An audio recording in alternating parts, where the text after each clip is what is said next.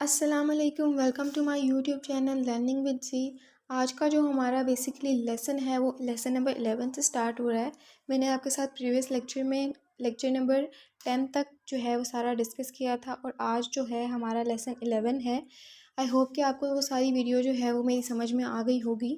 तो अगर आपको वीडियो समझ में नहीं आई है तो आप दोबारा उसको देख सकते हैं और या फिर आप कमेंट सेक्शन में भी मुझसे पूछ सकते हैं ताकि मैं आपको डिटेल में डिफ़ाइन कर दूं, क्योंकि मैंने बेसिकली थोड़ा आपको ब्रीफली करके डिफ़ाइन किया था कि बेसिक चीज़ें सिर्फ आपको डिफ़ाइन करने की कोशिश की थी। तो वीडियो स्टार्ट करने से पहले मैं आप सबसे रिक्वेस्ट करती हूँ कि मेरे चैनल को सब्सक्राइब करें, लाइक करें, कमेंट करें और ऑल्सो शेयर करें।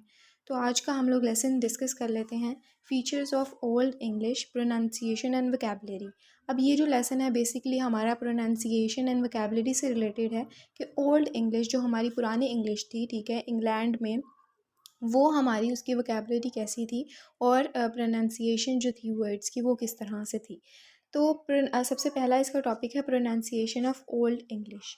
ठीक है, अब यहाँ पे हम लोग जो पहली लाइन है, vowel and consonant sounds and their representations in written form were quite different. अब इसका कहने का ये मतलब है कि प्रोनाउंसिएशन जो थी ओल्ड इंग्लिश की वो टोटली अब की मॉडर्न इंग्लिश जो में जो प्रोनाउंसिएशन चल रही है वर्ड्स की वो टोटली डिफरेंट थी।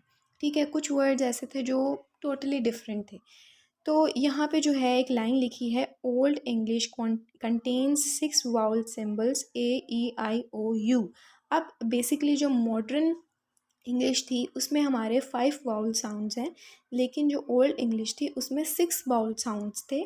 ठीक है, एक तो इसमें जो एडिशन हुई है वो वाई की हुई है और सेवन्थ, यहाँ पे सेवन्थ का भी यहाँ पे जो है वो लिखा गया है कि 7, यानी कि 7 वाउल साउंड्स थे जिनको ओल्ड इंग्लिश में यूज़ किया जाता था वाउल साउंड्स की तरह। ठीक है, तो एक तो वाई का एडिशन हुई है और जो था वो a, and seventh one a called ash. अब उसको ए प्रोनाउंस नहीं करते थे, उसको ऐश करते थे।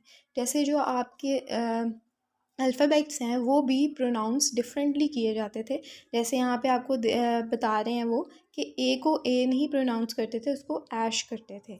तो यहाँ पे बेसिकली यही बताने का मकसद है कि ये सारी चीज़ें जो ओल्ड इंग्लिश में थी, प्रोनाउंसिएशन हो गई, वोकैबुलरी हो गई, ग्रामर हो गई, वो टोटली डिफरेंट थी। All these represent both long and short vowels. अब ये जो सारे सिम्बल्स थे, वाउल साउंड्स थे, वो जो हैं वो लॉन्ग वाउल्स भी उनको कहा जा सकता था और शॉर्ट वाउल्स के लिए भी उनको यूज़ किया जाता था। ठीक है, the vowel sounds of old English. अब वाउल साउंड की बात करते हैं तो यहाँ पे एक बेसिकली वर्ड यूज़ हो रहा है, एलोफोन्स। एलोफोन्स क्या होता है वो मैं आपके साथ डिस्कस करती हूँ। एलोफोन्स कहते हैं it is a one of 2 और मोर वेरिएशन ऑफ साउंड। अब जो फिनोलॉजी मैंने आपको डिस्कस किया था कि उसमें टोटली आप साउंड से रिलेटेड जो है वो प्रोनाउंसिएशन उसकी देखते हो, साउंड्स किस तरह से प्रोनाउंस हो रहे हैं उनका आप देखते हो। तो एलोफोन्स भी जो है वो उसी में आता है कि ये जो है वेरिएशन है साउंड की। ठीक है, it is of the same phoneme, it is the another way to pronounce phoneme. आप फोनीम को डिफ़ाइन कर लो या एलोफोन को डिफ़ाइन कर लो, एक ही बात है, ये एक तरह का उसी का वे है प्रोनाउंस करने का फोनीम का। तो यहाँ पे जो वर्ड मुझे नया लगता है और मुझे लगता है कि आपको बताना चाहिए कि इसकी डेफिनेशन क्या है, इसका मतलब क्या है, क्योंकि अक्सर ऐसा होता है कि बीच में से कोई डेफिनेशंस भी आपसे पूछ सकते हैं, आपको पता होनी चाहिए कि एलोफोन्स क्या होता है। तो इसीलिए मैंने आपके साथ इसकी जो डेफिनेशन है वो डिस्कस की है। आगे है the vowel sounds of old English. अब वाउल साउंड जैसे प्रोनाउंसिएशन हम लोगों ने देखा है कि डिफरेंट थी टोटली। ठीक है, उसमें 6 vowel sounds, sorry 8 vowel sounds हम लोगों ने देखे हैं। तो इसी तरह से जो है वाउल साउंड्स जो इंग्लिश में हैं, मैंने आपके साथ जो डिस्कस किया वो भी जो थे वो चेंज थे आपकी इंग्लिश में। All the symbols represent pure vowels not diphthongs. To represent diphthongs the Anglo Saxons use digraphs. अब जो थे इसमें क्या आ रहा है कि डिप्थोंग्स क्या होता है, सबसे पहले मैं आपको ये बता देती हूँ। तो डिप्थोंग्स कहते हैं कि diphthongs comes from old Greek language. Di means two यानी double, and phthongs means sound यानी टोन।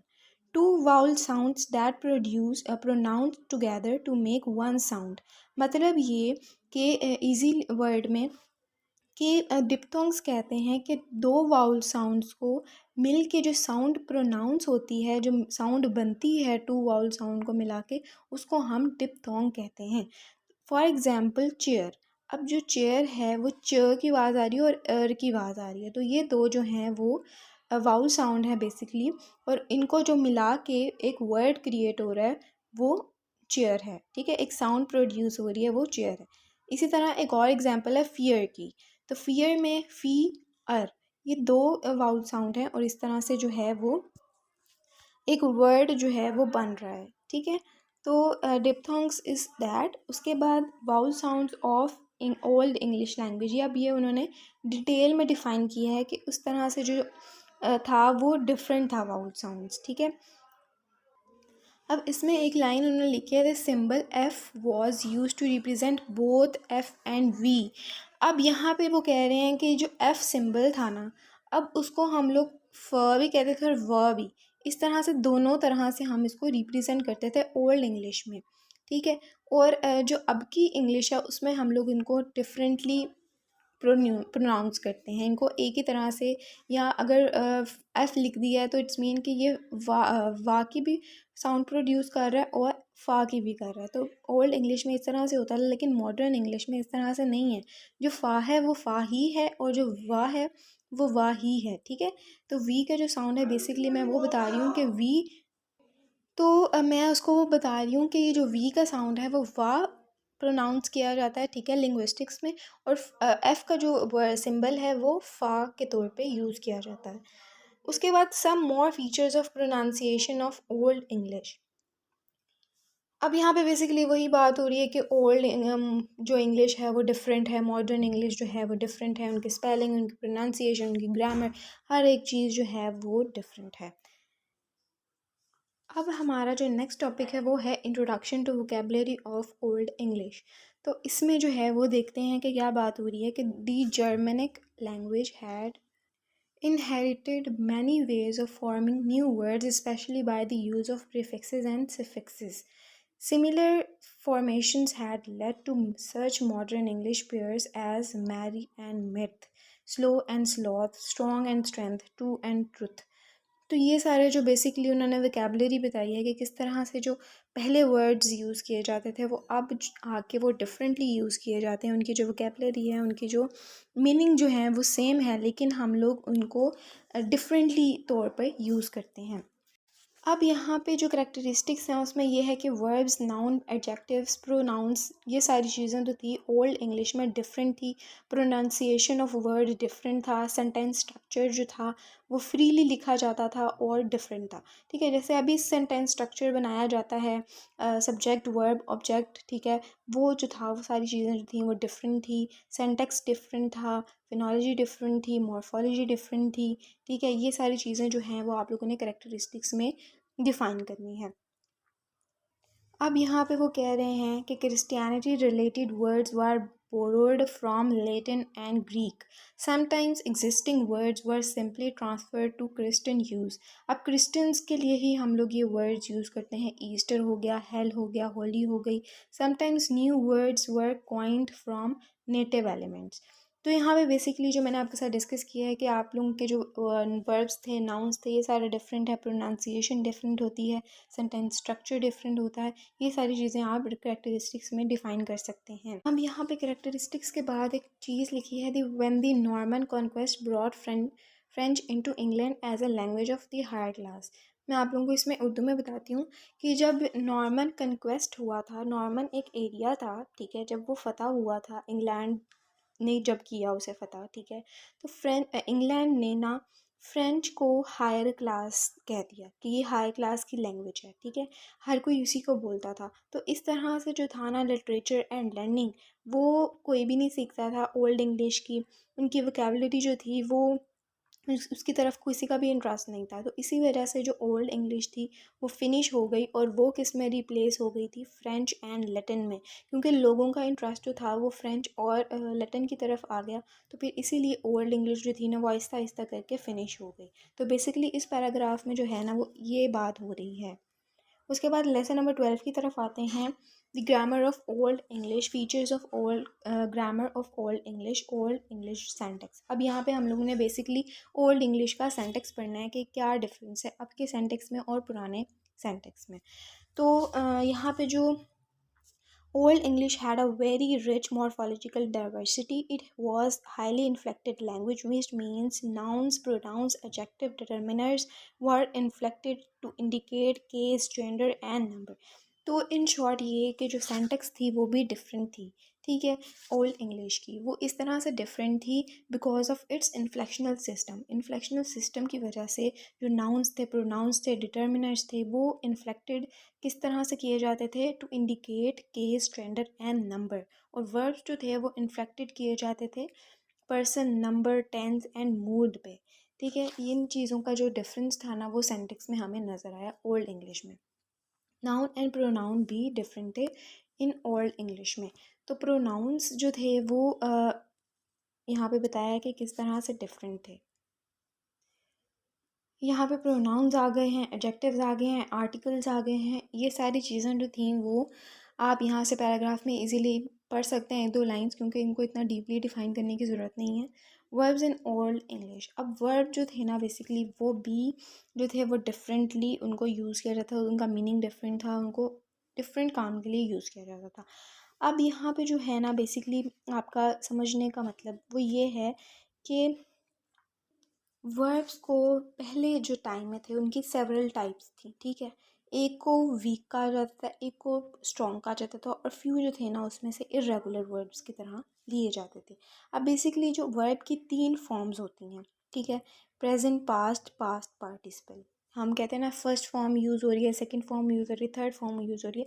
तो मैं उसको वो बता रही हूँ कि present, past and past participle के तौर पे हम लोग वर्ब को 3 फॉर्म्स में लिखते हैं, ठीक है। इनकी जो चेंजमेंट है ना बेसिकली कि फ़र्स्ट से सेकंड में जा रही है, सेकंड से थर्ड में जा रही है, ये डिसाइड करते हैं कि कौन सी जो है वो स्ट्रॉन्ग है वर्ब है, या फिर कोई कौन सा जो है वो वीक है, या फिर कौन सा जो है वो इरेगुलर वर्ब है।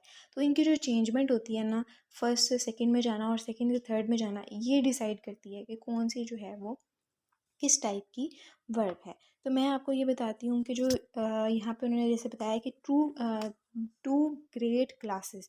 अब यहाँ पे 2 ग्रेड क्लासेस को डिस्कस किया है, weak and strong, regular and irregular, ठीक है। तो वीक जो होती है वो वर्ब मैं आपको बताती हूँ, स्ट्रॉन्ग की डेफिनेशन आपको बताती हूँ, इरेगुलर और इरेगुलर की। तो यहाँ से आपने ध्यान से सुनना है कि वीक वर्ब्स वो होते हैं Dooj verbs whose past tense and the past participle form are joined with the addition of ed, t or d to the end of the root verb.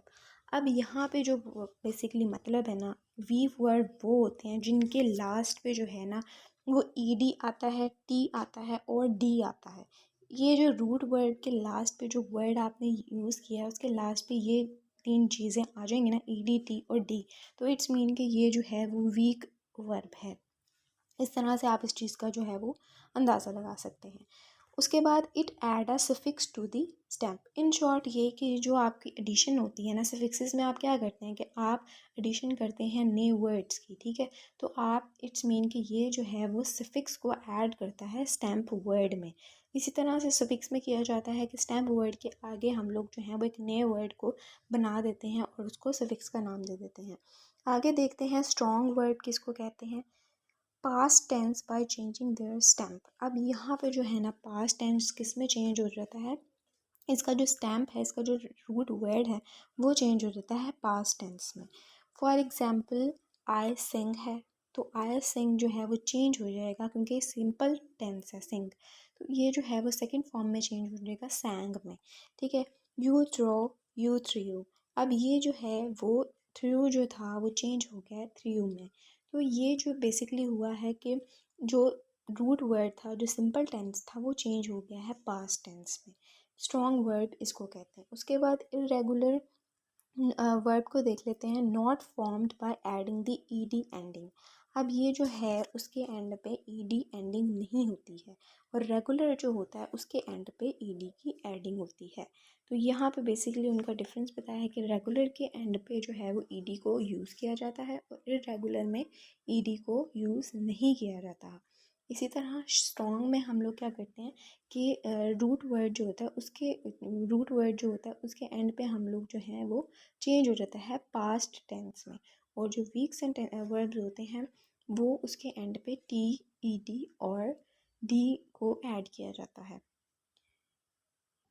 I hope कि आपको जो है वो पिछला समझ में आ गया होगा कि किस तरह से मैंने आपको डिफ़ाइन किया है स्ट्रॉन्ग वर्ब्स, वीक वर्ब्स। तो ये सारी चीज़ें जो हैं वो आप डिटेल में अपने पैराग्राफ में लिख सकते हैं। लेसन नंबर 13 की तरफ आते हैं, discussion on samples of old English. अब इसमें क्या है, ओल्ड इंग्लिश लिटरेचर है, फिनोलॉजी एंड मॉर्फोलॉजी। जिस तरह से हम बात करें कि हर एक चीज़ जो थी वो डिफरेंट थी, तो इसी तरह फिनोलॉजी एंड मॉर्फोलॉजी भी डिफरेंट होगी। फिनोलॉजी जो होती है वो साउंड्स के बारे में बात होती है, और मॉर्फोलॉजी जो होती है हम नए वर्ड्स क्रिएट करते हैं, उसको हम मॉर्फोलॉजी कहते हैं।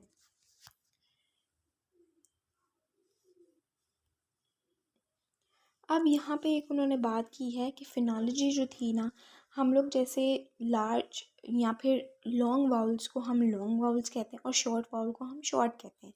लेकिन यहाँ पे जो ओल्ड इंग्लिश में जो फिनोलॉजी थी ना, लार्ज वाउल की जो साउंड थी, फॉर एग्जांपल ओ की साउंड, ठीक है, वो लॉन्ग वाउल से दी जाती थी। मतलब कि उसको हम लोग शॉर्ट वाउल में कंसीडर नहीं करते थे, हम लोग उसे जो साउंड की प्रोनाउंसिएशन थी ना वो हम प्रोड्यूस करते थे लॉन्ग वाउल्स की तरह। ठीक है, जैसे ओ है तो हम इसको लंबा प्रोनाउंस करेंगे ओ। ठीक है, इसकी जो फिनोलॉजी थी ना साउंड्स की, वो लॉन्ग वाउल्स की तरह उसको लिया जाता था। लाइक कोई भी वर्ड है, ठीक है, तो उसको हम लोग ज़्यादातर यूज़ करते थे लॉन्ग वाउल्स की तरह ओल्ड इंग्लिश में। लेकिन अब जो है मॉडर्न टाइम में ऐसा नहीं है, हमारे पास शॉर्ट वाउल्स भी हैं, लॉन्ग वाउल्स भी हैं। जिसको हमने शॉर्ट प्रोनाउंस करना उसको हम शॉर्ट ही प्रोनाउंस करते हैं, जिसको हमने लॉन्ग प्रोनाउंस करना उसको हम लॉन्ग करते हैं। लेकिन पहले वक्त में ऐसा नहीं होता था, कोई भी वाउल होता था उसको हम लोग जो है वो लॉन्ग वाउल की तरह ही प्रोनाउंस करते थे। तो यहाँ पे बेसिकली उन्होंने, आप यहाँ पे ये चीज़ लिख सकते हैं। ओल्ड इंग्लिश लिटरेचर की बात करते हैं, सेमेंटिक्स एंड सेंटेक्स। अब यहाँ पे जो है सेमेंटिक्स जो होता है वो होता है आपका मीनिंग, ठीक है, स्टडी ऑफ मीनिंग होता है, और सेंटेक्स जो होता है वो आपकी अरेंजमेंट होती है। तो यहाँ पे जो है सेमेंटिक्स भी डिफरेंट था ओल्ड इंग्लिश में, और जो है वो सेंटेक्स भी डिफरेंट था। यहाँ पे सेमेंटिक्स जो था ओल्ड इंग्लिश में, जो सेमेंटिक्स की डेफिनेशन थी वो मैं आपको बताती हूँ।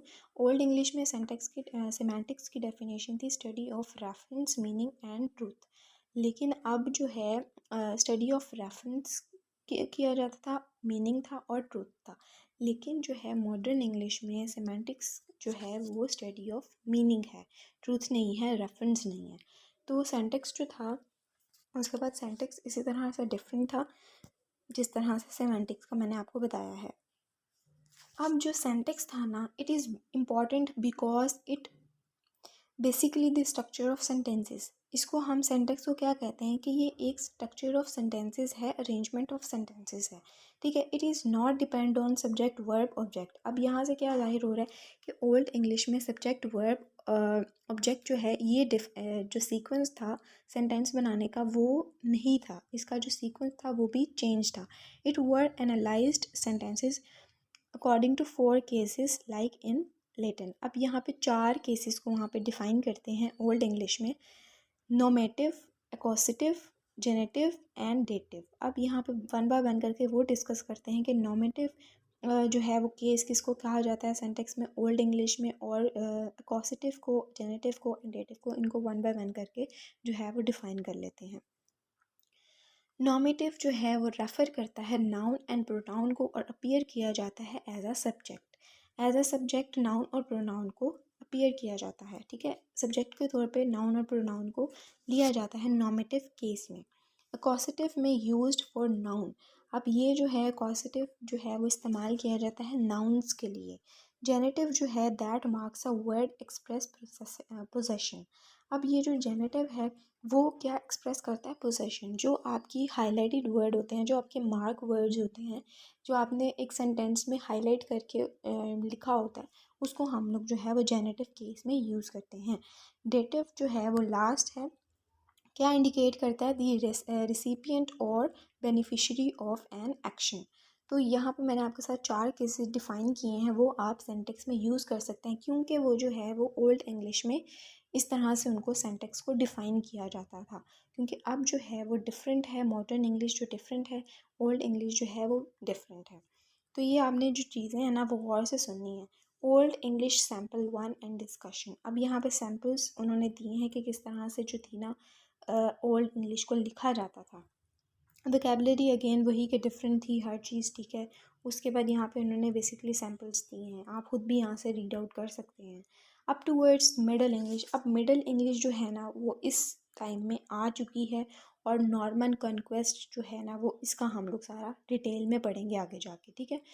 अब जो ओल्ड इंग्लिश थी, एंग्लो सेक्सन पीरियड था, वो ख़त्म हो गया है। अब नॉर्मन कॉन्क्वेस्ट का पीरियड आ गया है, मिडल इंग्लिश आ गई है। तो अब उसको हम लोग डिस्कस करते हैं। 14 लेसन की तरफ आते हैं। Moving towards middle English the Norman conquest. अब हम लोग आ गए हैं जी नए इंग्लिश की तरफ, मिडल इंग्लिश की तरफ। ओल्ड इंग्लिश जो थी उसकी प्रोनाउंसिएशन मैंने आपको बता दी है, ग्रामर आपको बता दी है, सेंटेक्स बता दी है, फिनोलॉजी बता दी, मॉर्फोलॉजी बता दी। ये सारी चीज़ें जो ओल्ड इंग्लिश में जिस तरह से यूज़ की जाती थी वो सारी चीज़ें मैंने आपको बता दी हैं। अब मैं आपको बताने लगी हूँ मिडल इंग्लिश के बारे में, दी नॉर्मन कॉन्क्वेस्ट, किस तरह से इसकी हिस्ट्री थी, किस तरह से ये आया और ये स्टार्ट हुआ और ख़त्म हुआ, वो सारा मैं आपको ब्रीफली डिफ़ाइन करती हूँ।